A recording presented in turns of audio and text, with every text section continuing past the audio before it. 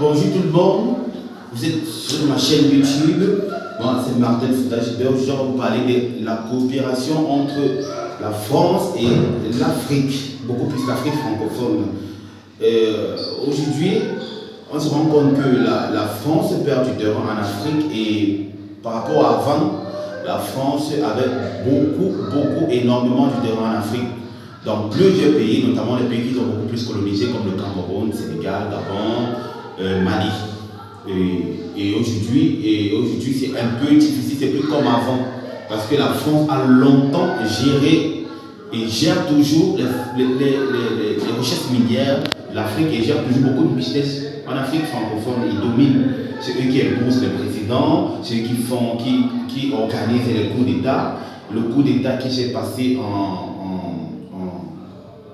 au Tchad, la mort de Idriss Déby, le président tchadien, qui a été tué au champ de bataille en pleine guerre avec ses hommes, a été fusillé par derrière. C'était un coup d'État déjà préparé. Et lors du deuil, Emmanuel Macron est allé au Tchad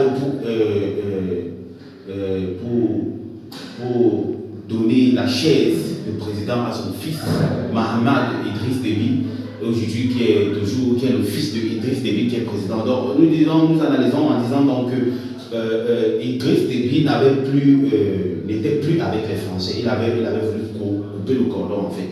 Il ne voulait plus de la dictature française, il ne voulait plus que les Français viennent imposer les lois dans son pays. Il voulait déjà être libre et avoir des idées claires pour faire évoluer son pays. Nous quittons du Tchad pour aller peut-être en Guinée, Conakry, où Mamadou Doumbouya, le nouveau colonel qui a pris le poste de président par coup d'État, qui est allé retirer Alpha Condé de la présidence parce que Alpha Condé avait déjà des problèmes avec les États, avec la France. Notamment dans plusieurs conférences, Alpha Condé n'a pas fermé sa bouche. Il a dit que lui, il n'est plus avec les Français, il coupe le cordon. Il a dit ça en pleine télévision, il a dit ça en direct devant tous les présidents, Macky Sall, Ouattara et tout le reste.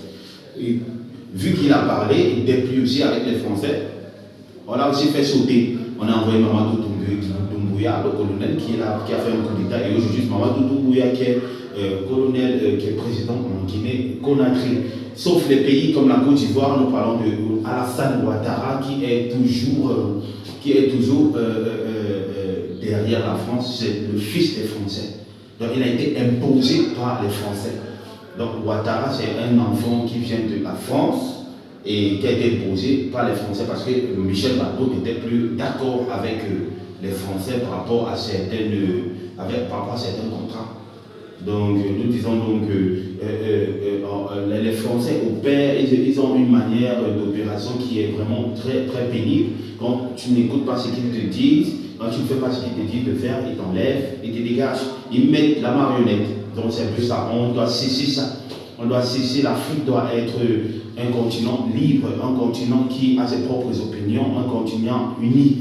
Donc, on ne doit plus être sous l'emprise de la France. C'est eux qui nous gèrent économiquement parlant, c'est eux qui nous gèrent en termes d'armes et tout le reste, c'est eux qui gèrent notre monnaie.